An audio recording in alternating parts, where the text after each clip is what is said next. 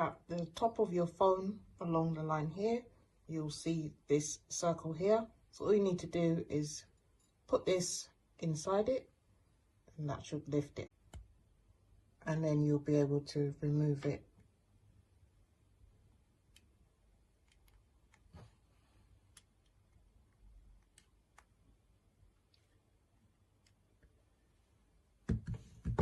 And then put your SD card on.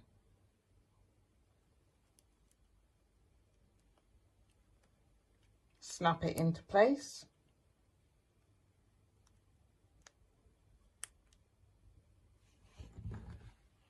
And then you just insert it back in.